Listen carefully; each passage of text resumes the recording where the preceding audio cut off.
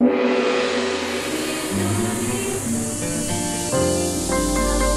Channel 3, Jembatan Pencerahan. Pemirsa HiTV Channel 3 Napi Orti, apa kabar? Semoga rahaja ngatas karunia yang widi. Kita jumpa lagi dalam TOS tayangan on the spot bersama saya Diah Parisia di antara 50 karya 20 kartunis Bali di Galeri Bukuku Gedong 3 Wartam Denpasar. Hindu di mata kartunis Bali. Dan humor sesungguhnya sudah sangat melekat dalam kehidupan keagamaan kita. Lakon pan balang tama, lalucon para punakawan wayang, tari topeng dan pentas bondres sebenarnya menampilkan retorika yang kartunal.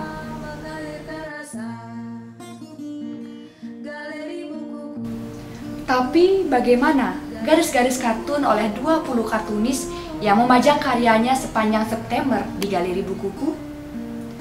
Benarkah menjadi media penyadaran jiwa dan pencerahan nurani tanpa menghilangkan taring kritikannya? Anda harus menyaksikan Gores garisnya sambil tersenyum mencatat pesan-pesan sufi di dalamnya. Saya Diah Parisia, Saya Widi Puspitarani, saya Putri Sasmitarani. kita ikuti jelajah tanpa kata Menganyam mozaik budaya.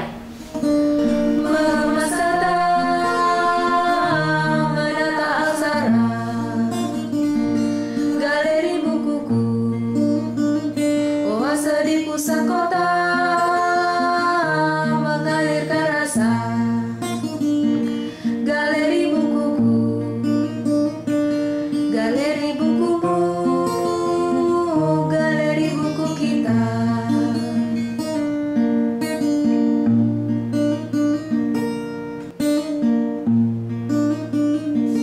Galeri Bukuku, gagasan sederhana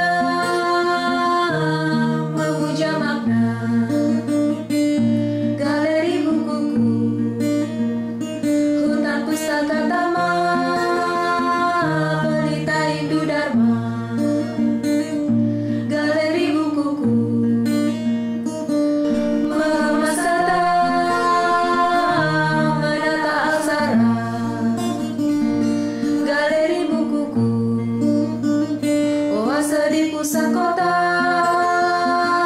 mengalirkan rasa.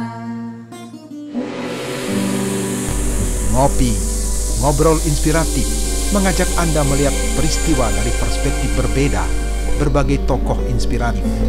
Karena secangkir ngopi, menikmati solusi, bukan sekadar narasi.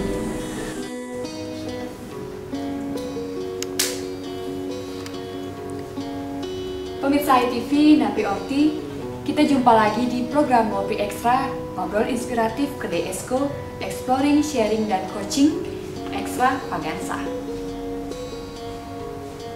Pemirsa, hari ini sangat luar biasa karena saya Mia Gandewa Saya Diah Parisia. kedatangan tamu spesial Bapak Dewa Gede Palguna. Selamat datang Bapak di Galeri Bukuku.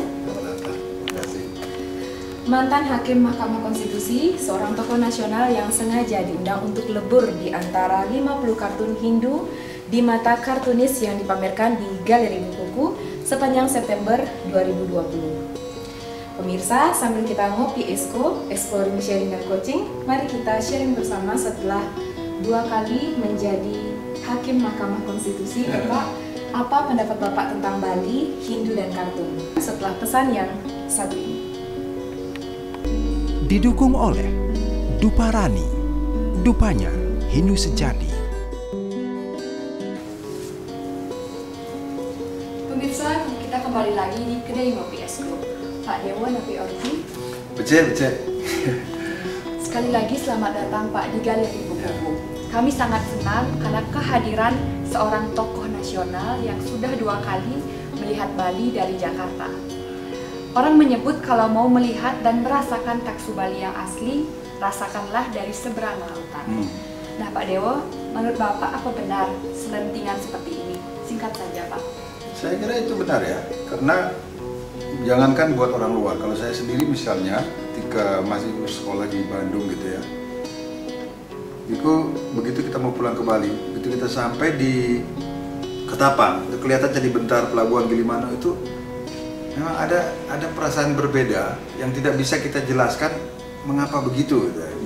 Dan ini bukan hanya saya khawatirnya gitu kan pendapat subjektif saya sebagai orang Bali, dan itu dirasakan oleh banyak orang, dan terutama juga teman-teman yang mungkin seperjalanan dengan saya. Ya itulah, ya memang kalau kita bicara taksu kan kita tidak bisa menerangkan itu ya dengan kata-kata, tapi itu harus dirasakan, dan itu harus dirasakan bahkan dialami gitu ya. Misalnya taksu itu seorang penari gitu kan, ketika dia, mungkin Anda pernah melihat ya Ustaz, ketika kita melihat dalam kesehariannya kayaknya ini tidak ada apa-apanya biasa, tetapi begitu dia memakai tapelnya entah itu topeng atau apa gitu kan, nah, kemudian menari, dia menjadi orang yang benar-benar berbeda. Nah, mungkin itu bagaimana kita menjelaskan taksu itu ya seperti itu. Ketika kita memandang Bali pun perasaan seperti itu ada gitu. Ada karisma yang tidak bisa kita jelaskan dan hanya bisa kita rasakan, dan itu tidak terwakili dengan kata-kata yang sangat terbatas yang kita miliki gitu. Ya Pak Dewa, kalau saya punya pertanyaan yang berbeda. Bali dari luar terlihat setitik nokta atau mungkin ada sebuah sinar? Ya, kan terlepas dari benar atau tidak, konon gitu orang pernah melihat itu dari luar gitu. Ada sinar yang muncul dari bumi, dan ketika ditelusuri ternyata di Bali, dan Bali itu adalah Bisaki. Saya nggak tahu cerita itu entah datang dari mana, tetapi itu adalah cerita yang pernah mampir ke telinga saya, dan saya tidak tahu apakah karena dia tahu saya orang Bali kemudian orang menceritakan itu, tetapi bukan satu orang yang menceritakan itu. Bali yang mungkin hanya satu noktah itu buat Bali sendiri itu artinya apa? Artinya kan mungkin justru karena dia hanya satu noktah itu, dia merasa tertantang. Coba di Bali apa yang tidak bisa? Ini sekarang saya melihatnya sebagai orang Bali yang pernah tinggal di luar gitu ya. Di Bali apa yang tidak menjadi bermakna gitu ya.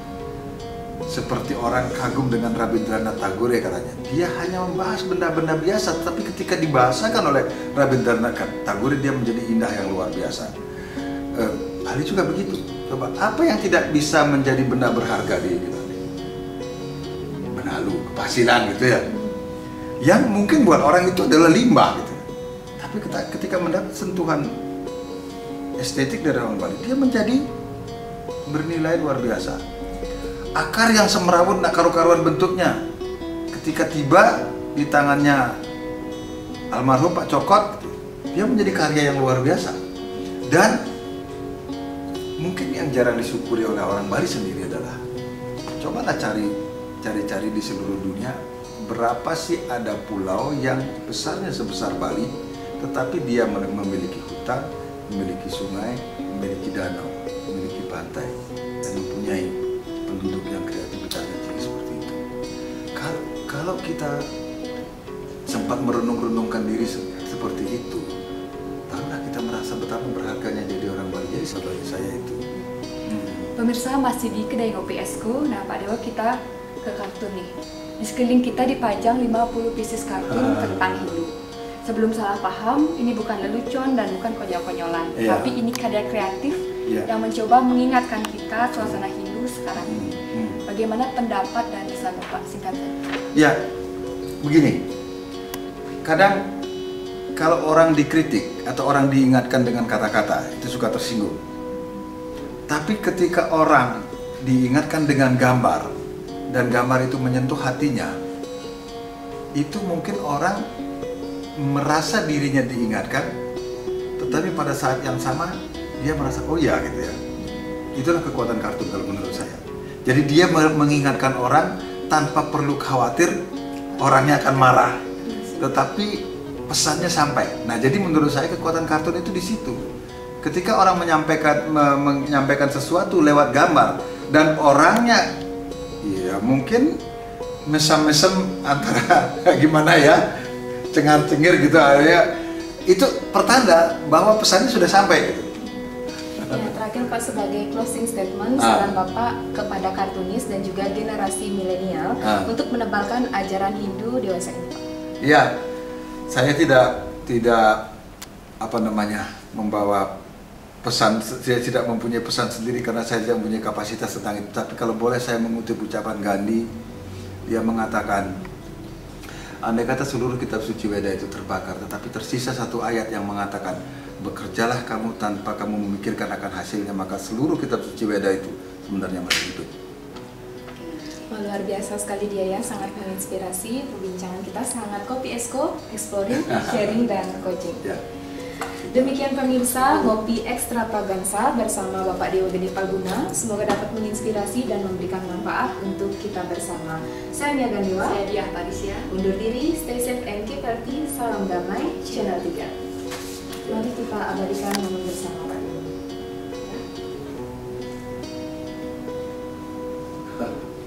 3, 2, 1.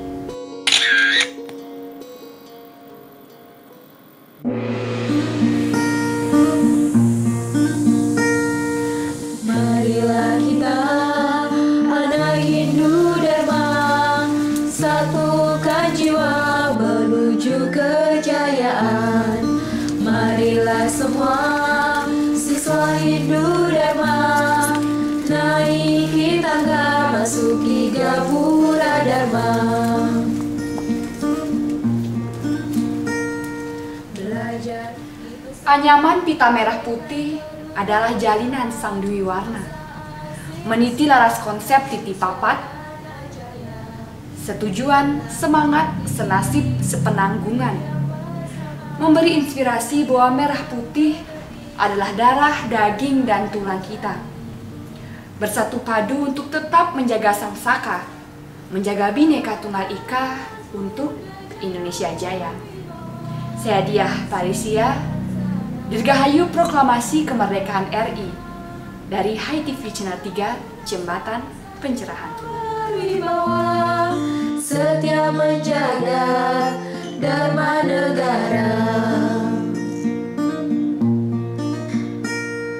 Agar tunas muda jaya berwibawa, setia laksanakan Dharma agama. Agar tunas bangsa jaya berwibawa, setia menjaga Hai TV Channel 3, Jembatan Pencerahan. Merdeka!